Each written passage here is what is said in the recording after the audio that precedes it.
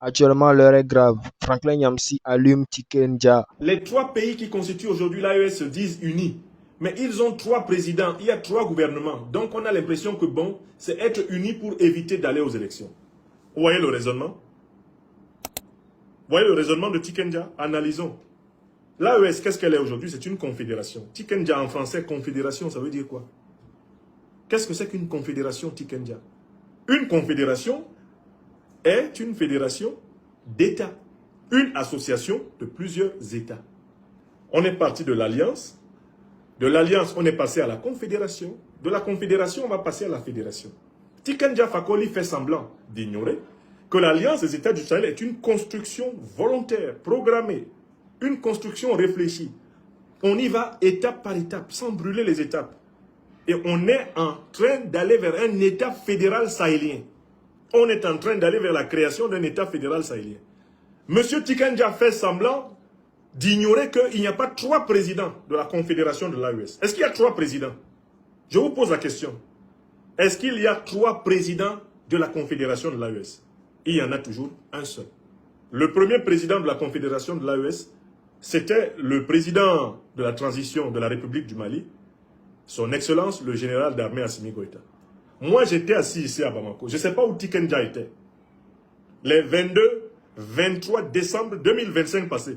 J'ai vu la présidence de la Confédération passer des mains du président Assimi Goïta aux mains du président du Faso, son Excellence, le capitaine Ibrahim Traoré.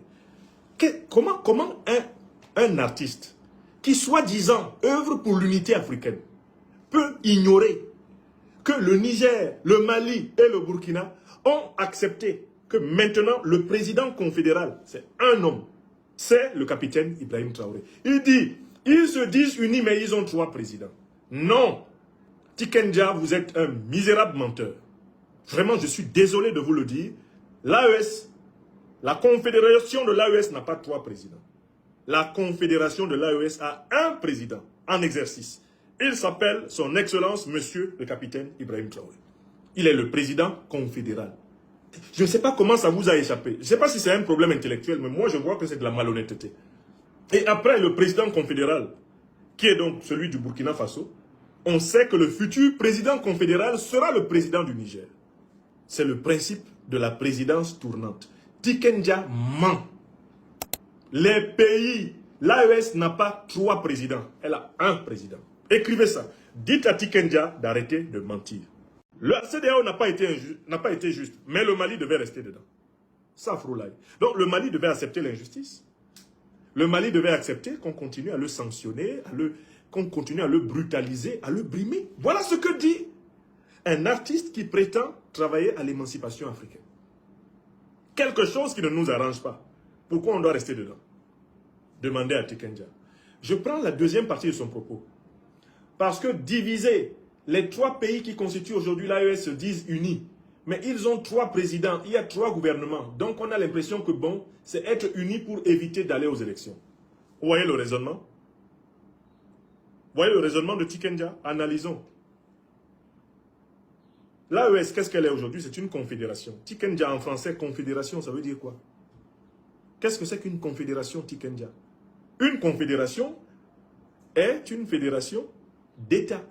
Une association de plusieurs États. On est parti de l'alliance. De l'alliance, on est passé à la confédération. De la confédération, on va passer à la fédération. Tikenja Fakoly fait semblant d'ignorer que l'alliance des États du Sahel est une construction volontaire, programmée, une construction réfléchie. On y va étape par étape, sans brûler les étapes. Et on est en train d'aller vers un État fédéral sahélien. On est en train d'aller vers la création d'un État fédéral sahélien. Monsieur Tikenja fait semblant d'ignorer qu'il n'y a pas trois présidents de la confédération de l'AES. Est-ce qu'il y a trois présidents? Je vous pose la question. Est-ce qu'il y a trois présidents de la confédération de l'AES? Il y en a toujours un seul. Le premier président de la confédération de l'AES, c'était le président de la transition de la République du Mali, son Excellence, le général d'armée Assimi Goïta. Moi, j'étais assis ici à Bamako. Je ne sais pas où Tikenja était. Les 22, 23 décembre 2025 passés. J'ai vu la présidence de la Confédération passer des mains du président Assimi Goïta aux mains du président du Faso, son Excellence le capitaine Ibrahim Traoré. Comment un artiste qui soi-disant œuvre pour l'unité africaine peut ignorer que le Niger, le Mali et le Burkina ont accepté que maintenant le président confédéral, c'est un homme, c'est le capitaine Ibrahim Traoré. Il dit, ils se disent unis mais ils ont 3 présidents. Non. Tikenja, vous êtes un misérable menteur. Vraiment, je suis désolé de vous le dire. L'AES, la confédération de l'AES n'a pas 3 présidents. La confédération de l'AES a un président en exercice. Il s'appelle son Excellence, Monsieur le capitaine Ibrahim Traoré. Il est le président confédéral. Je ne sais pas comment ça vous a échappé. Je ne sais pas si c'est un problème intellectuel, mais moi je vois que c'est de la malhonnêteté. Et après le président confédéral, qui est donc celui du Burkina Faso, on sait que le futur président confédéral sera le président du Niger. C'est le principe de la présidence tournante. Tikenja ment. Les pays, l'AES n'a pas 3 présidents, elle a un président. Écrivez ça. Dites à Tikenja d'arrêter de mentir. D'arrêter en réalité de désinformer, parce que c'est de la désinformation. Là, il se fait agent de désinformation. Et c'est pour ça que j'ai dit que c'est un pécheur en eau trouble. Donc c'est quelqu'un qui est là pour semer la confusion dans les esprits. Est-ce que c'est clair? On continue. Il dit, donc on a l'impression que bon, c'est être unis pour éviter d'aller aux élections. Ok, on va parler des élections. Tikenja, là, vous avez un problème, c'est que vous entrez dans un sujet que vous ne maîtrisez pas. Autant je peux vous reconnaître la compétence de chanter, la compétence de participer au montage de musique de reggae, la compétence de la prestation scénique d'artistes de reggae. Autant là, je peux vous dire, Tikenja, taisez-vous. Ou alors, venez à l'université, nous allons vous former. Parce que c'est un problème de niveau intellectuel. C'est un problème de culture.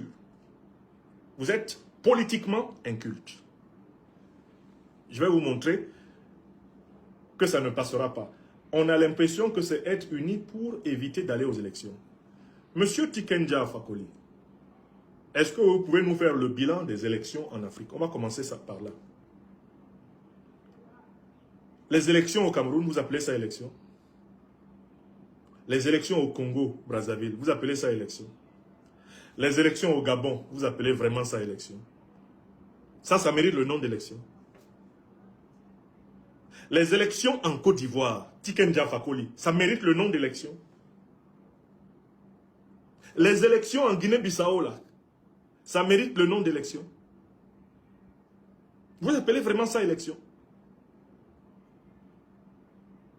Dans tous ces pays-là où on prétend avoir organisé des élections, en Afrique, entre guillemets, dites francophones, Tikenja, honnêtement, est-ce que vous pensez que ça correspond à des élections?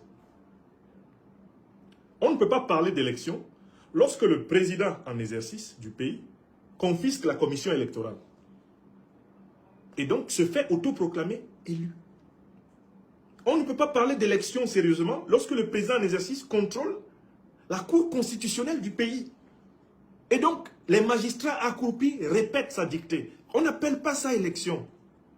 On ne peut pas parler d'élection lorsque la carte électorale du pays, la liste électorale du pays n'a pas fait l'objet d'un consensus.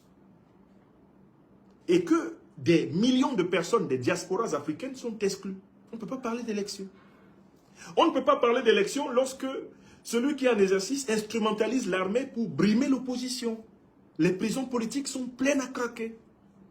On ne peut pas parler d'élection lorsque le président en exercice exclut les principaux opposants capables de le battre aux élections du processus électoral et dit ensuite qu'il a gagné contre ses propres marionnettes. On ne peut pas parler d'élection dans ces conditions, Tikenja. On ne peut pas parler d'élection là où il n'y a pas de transparence sur le financement électoral. Il n'y a pas de transparence sur le financement des partis politiques. On a des partis politiques de pouvoir qui confondent les caisses de l'État et les caisses de leurs partis. On ne peut pas parler d'élection dans ces conditions. Enfin, Tikenja, on ne peut pas parler d'élection là où un pays fait financer ses élections par une puissance étrangère. La puissance qui finance les élections dicte celui qui les gagne. Or, la plupart de ces pays, 1, 2, 3, le FMI nous a prêté. L'Union européenne doit nous prêter ceci. Ah, il faut que nous bénéficions du fonds d'aide à la démocratie de la France. Ah, l'aide française à la démocratie nous a permis d'acheter des urnes. Partout en Afrique où on nous parle d'élections qui sont financées de l'étranger, nous savons que ce ne sont pas des élections.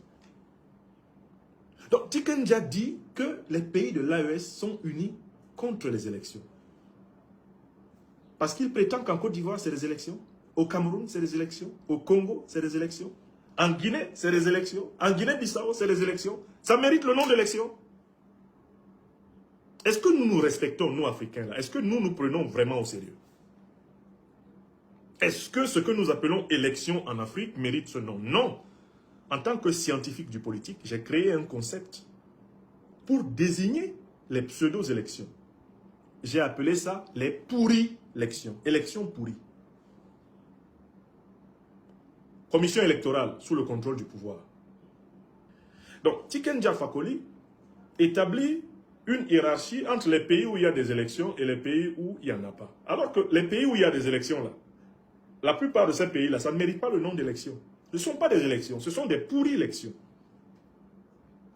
Dès lors que les 6 critères que je viens de vous donner ne sont pas respectés, il n'y a pas élection. Ça ne mérite pas le nom d'élection. On ne peut pas parler d'élection dans ces conditions. Ce n'est pas possible.